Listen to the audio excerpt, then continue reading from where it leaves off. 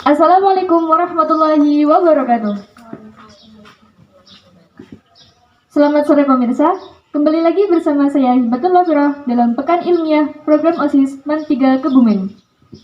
Baik, pada kesempatan kali ini kita telah kedatangan narasumber kita, yaitu Ibu Retno. Selamat sore Bu. Dan juga Kak Imro'atul. Selamat sore Kak Imro'atul. Baik, sebelum kita lanjutkan ke materi, akan saya bacakan terlebih dahulu biodata narasumber kita pada kesempatan kali ini. Nama, Retno Wahyu Nur Hidayati. Alamat, Desa Pakutan, Kecamatan Mirip, Kabupaten Kebumen. Jabatan kedinasan, Guru Bahasa Jawa dan Pembina PMR. Pendidikan formal, SDN 2 Triwarno, SMP Negeri 2 Kutowinangun, SMA Negeri 1 Perembun, Universitas Muhammadiyah Purworejo. Moto, La tahzan innallaha ma'ana.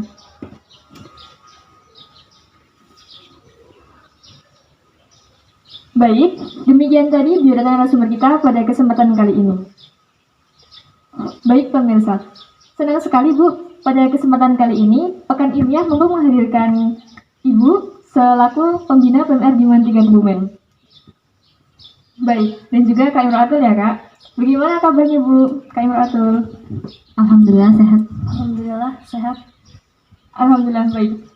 Ya, sebelum kita mengupas tentang PMR, kita akan masuk terlebih dahulu pada tugas Ibu sebagai guru bahasa Jawa di MAN 3 Kebumen. Baik Bu, pertanyaan pertama Ibu. Apa sih alasan Ibu dulu pada saat kuliah mengambil prodi bahasa Jawa Bu?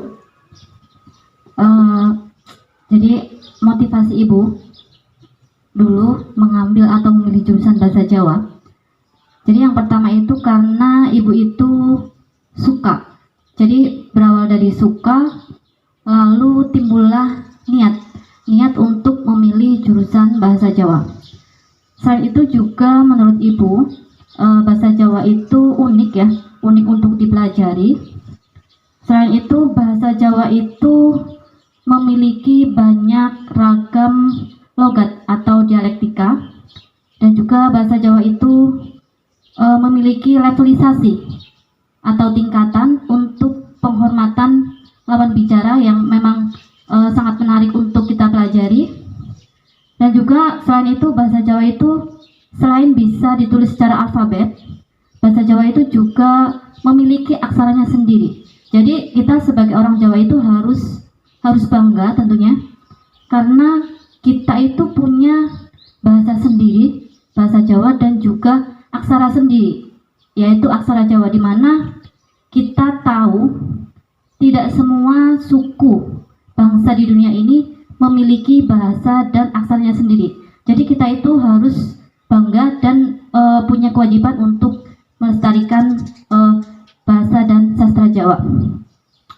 Dan juga di dalam jurusan bahasa Jawa itu ada banyak hal yang menarik untuk kita pelajari. Ada mojopat, ada wayang, ada guguritan, dan sebagainya yang memang menurut ibu itu menarik sekali untuk dikupas lebih lanjut, menarik untuk ya tentunya untuk dipelajari itu.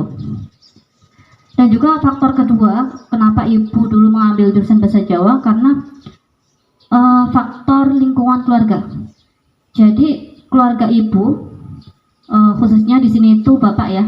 Jadi bapaknya saya atau bapaknya ibu itu dari sejak SD itu sudah mengajari ibu tentang aksara Jawa.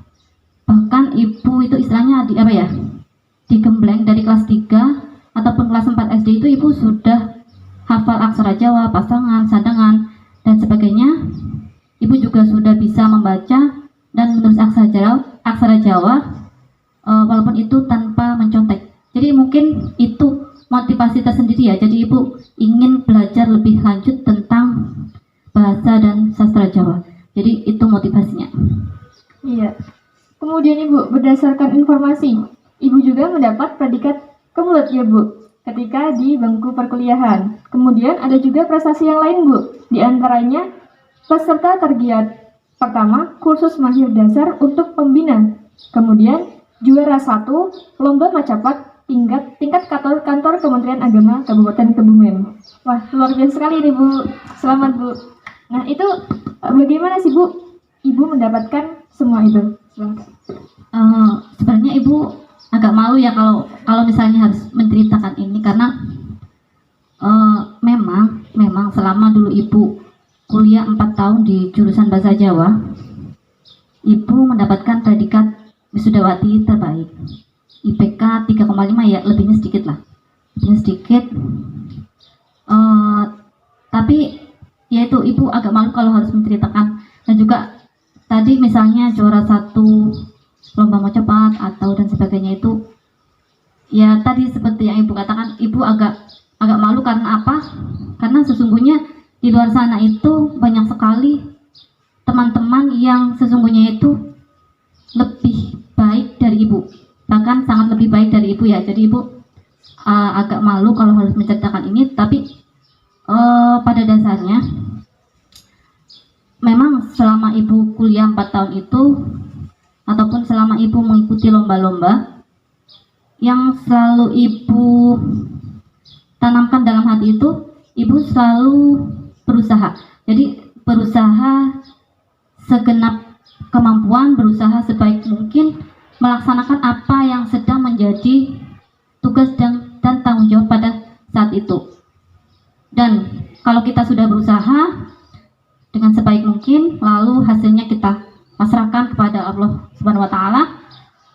Dan kalau menang ataupun juara ataupun prestasi itu adalah bonus.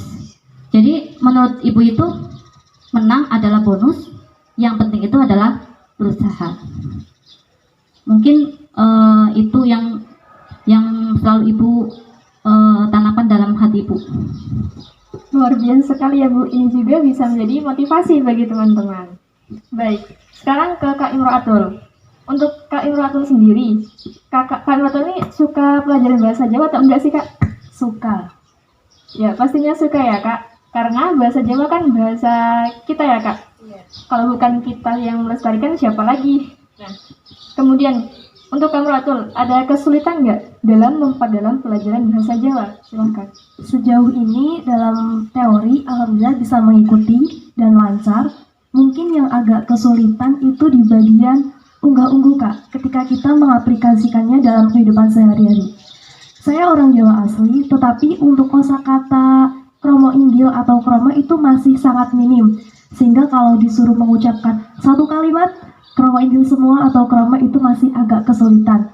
Memang kita harus belajar lebih dalam lagi karena memang kitalah generasi penerus bahasa Jawa ini, Bu. Baik. Terima kasih Kak. Kemudian kita kembali ke Bu Retno. Nah Bu, untuk peserta didik dari MAN 3 Kebumen Bu, ada nggak sih Bu yang pernah mendapatkan kejuaraan dalam lomba bahasa Jawa Bu? Silakan. Alhamdulillah untuk peserta didik MAN 3 Kebumen pernah meraih juara 2 untuk lomba Mocopat pada saat itu di ajang LCTTP ke-4 Sebakorbil 2 X Karisidenan Kedu atas nama Naufal Pujono. Kalau tidak salah, kalau tidak tahun 2016 ya sekitar tahun 2017, sekitar tahun itulah ya. Alhamdulillah ya Bu. Nah, kemudian Ibu, kita kan selama ini melakukan pembelajaran secara daring ya Bu. Nah, bagaimana sih Ibu menyampaikan materi kepada para siswa selama pembelajaran daring Bu? Selama pembelajaran daring ini sih alhamdulillah tidak ada kendala yang begitu serius. Hanya paling biasanya kendala yang umum itu tidak punya kuota. Kadang anak hanya punya kuota cat dan juga sinyal. Kadang di beberapa tempat itu sinyalnya susah dan minat belajar siswa yang agak menurun. Tapi alhamdulillah kendala-kendala tersebut tidak begitu menjadi kendala yang serius. Alhamdulillah selama pembelajaran daring dapat tetap terlaksana dengan lancar. Untuk penyampaian materinya nih Bu, biasanya melalui apa saja nih Bu? Penyampaian materinya berbagai macam ya untuk di madrasah ini. ada yang melalui GC, ada juga yang melalui WhatsApp dan sebagainya. Pernah nggak sih Bu, selama ini ada beberapa siswa yang mengeluhkan kepada Ibu mengenai materi pembelajaran bahasa Jawa, Bu? Kalau sementara ini sih tidak ada yang mengeluh. Ya.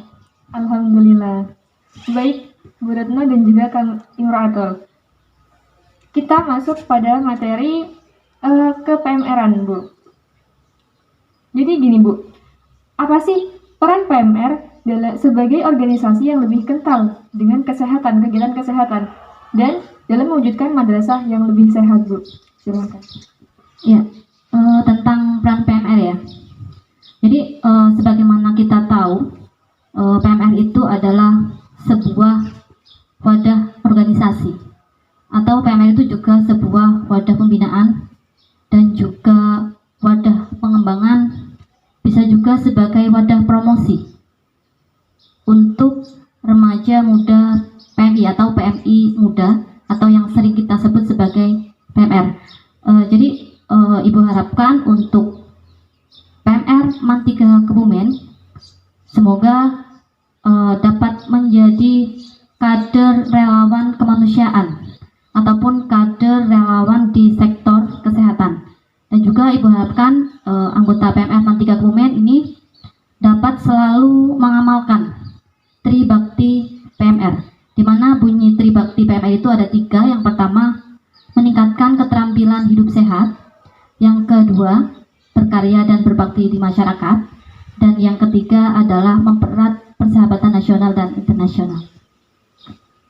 Nah, untuk PMR MAN 3 Kebumen sendiri, Bu, pernahkah Bu PMR MAN 3 Kebumen mendapat meraih prestasi di berbagai ajang lomba, Bu? Untuk MAN 3 Kebumen kebetulan ini baru berdiri sendiri baru beberapa tahun ya.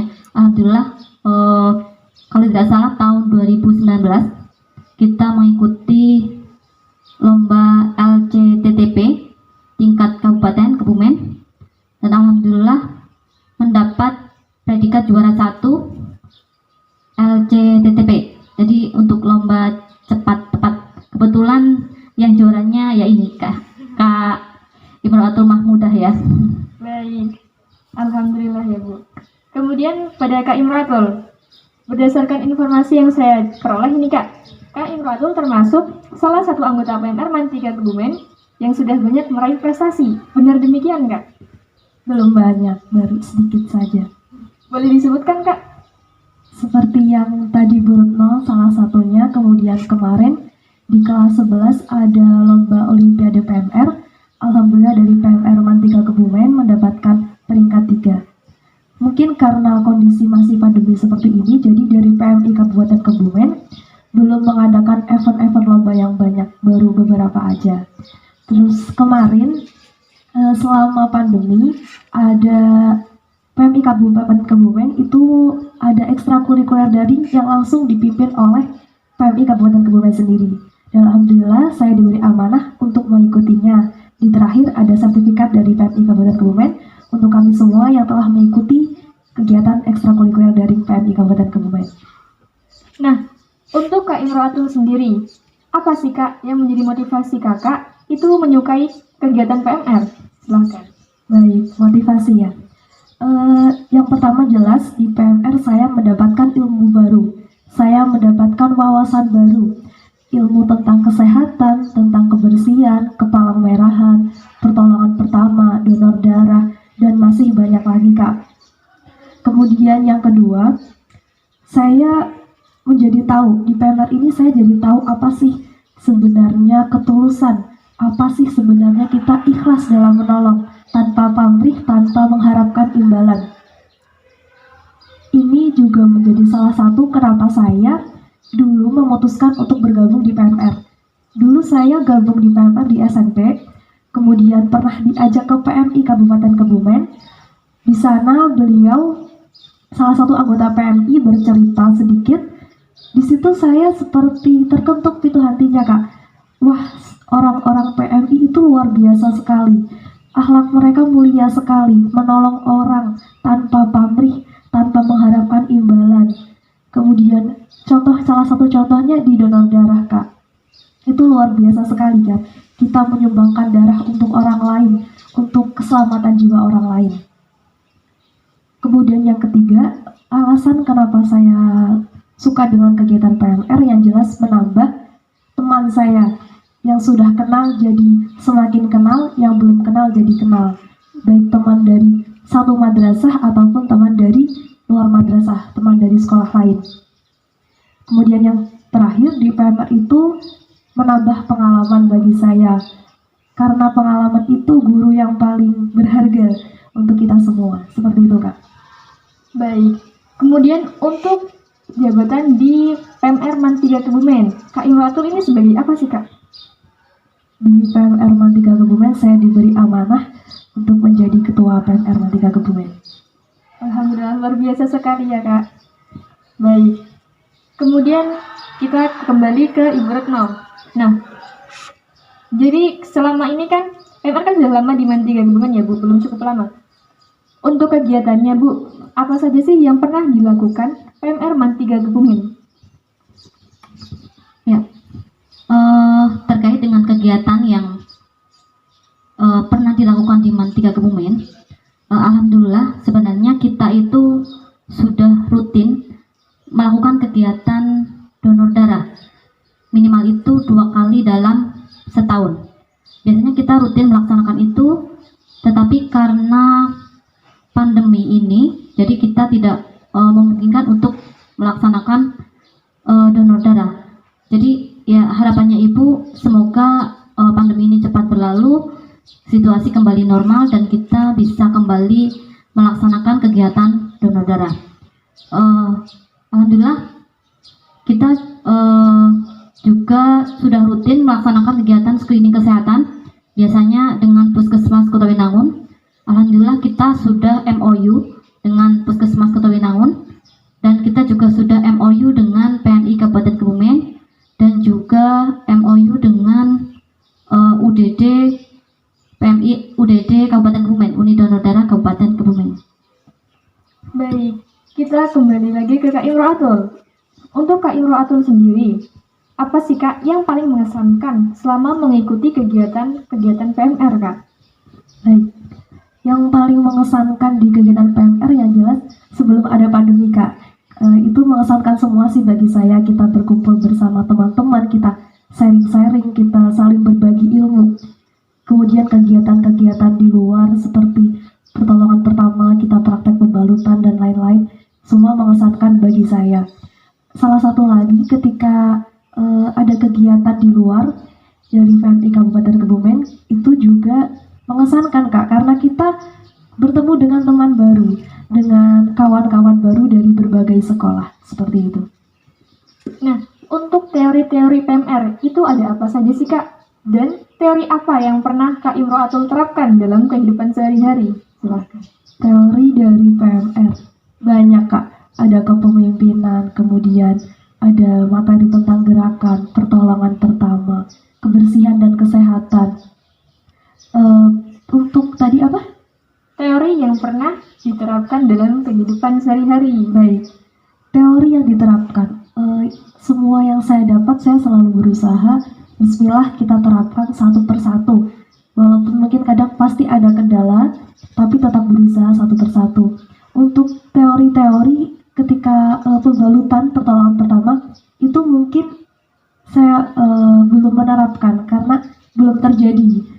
Kemudian untuk yang sederhana yang saya terapkan, yang saya dapat dari PMR, itu kita nih, Kak, para perempuan biasanya kan suka memasak di dapur.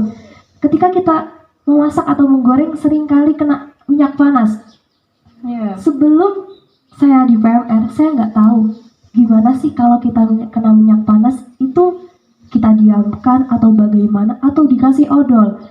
Ternyata setelah saya di PMR, saya jadi tahu, oh ternyata kalau kita kena minyak panas, kita cukup mengaliri dengan air yang mengalir sampai ini suhunya terasa dingin. Insya Allah nanti kalau itu nggak bakal melepuh.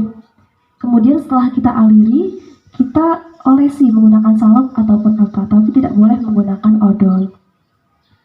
Kemudian Dari PMR, saya juga berusaha untuk menerapkan tentang sikap-sikap positif di PMR. Kebersihan dan kesehatan itu utamanya juga harus diterapkan. Untuk sikap-sikapnya kepedulian. Bagaimana cara kita menimbulkan rasa kepedulian dalam diri kita kepada sesama teman-teman kita. Baik, terima kasih Kak. Sama-sama. Saya juga ucapkan terima kasih kepada Ibu Retno yang telah menyempatkan diri untuk hadir di Pekan Ilmiah pada kesempatan kali ini. Baik, untuk yang terakhir silahkan kepada Ibu Retno memberikan closing statement kepada kami, para siswa yang sedang mengalami kondisi pandemik. Dan kemudian silahkan kepada Kak Imratul untuk memberikan closing statement juga. Closing statement dari Ibu, di masa pandemi ini, Ibu hanya berpesan, janganlah kita hanya berfokus pada masalah. Kalau kita berfokus pada masalah, nanti yang timbul hanya resah dan lemah ya. Kalau kita berfokus pada peluang, nanti kita akan menjadi lebih kreatif, lebih cerdas, dan tentunya lebih adaptif dengan lingkungan. Dan juga Ibu berpesan untuk seluruh adik-adik PMR, baik itu PMR Mula, PMR Madya maupun PMR Wira, dimanapun kalian berada, selalu tanamkanlah dalam hati kalian itu nilai-nilai kemanusiaan, nilai-nilai untuk membantu sesama, nilai-nilai kebaikan untuk melakukan kebaikan, walaupun itu hanya kebaikan yang kecil, karena sesungguhnya kita itu tidak pernah tahu kebaikan kecil apa yang akan membawa kita ke surga. Dan juga jika kebaikan kecil kalian itu belum mendapatkan balasan, tidak usah khawatir, karena kebaikan sekecil zarah pun nantinya akan mendapatkan balasannya di akhirat. Semoga kita semua di sini itu termasuk insan yang selalu bercita-cita untuk melakukan kebaikan. Amin. Silahkan Kak Imratul. Baik, dari saya sedikit berpesan kepada teman-teman semua, khususnya yang masih muda-muda. Mumpung kita semua masih ada kesempatan, masih ada tenaga, ayolah kita cari pengalaman sebanyak-banyaknya.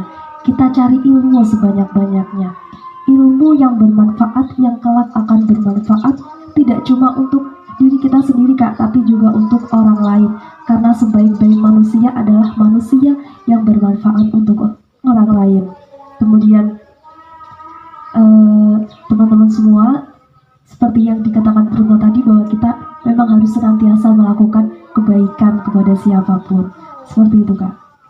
Baik, terima kasih. Semoga apa yang disampaikan Ibu Retno dan juga Kak Imratul dapat memotivasi kita semua pada kesempatan kali ini. Amin. Baik pemirsa, demikian tadi perbincangan kita pada kesempatan kali ini. Jangan lupa untuk tetap saksikan program Pekan Ilmiah setiap hari Sabtu pukul 17.00 hanya di channel YouTube MAN 3 Kebumen. Sampai jumpa minggu depan. Terima kasih. Wassalamualaikum warahmatullahi wabarakatuh.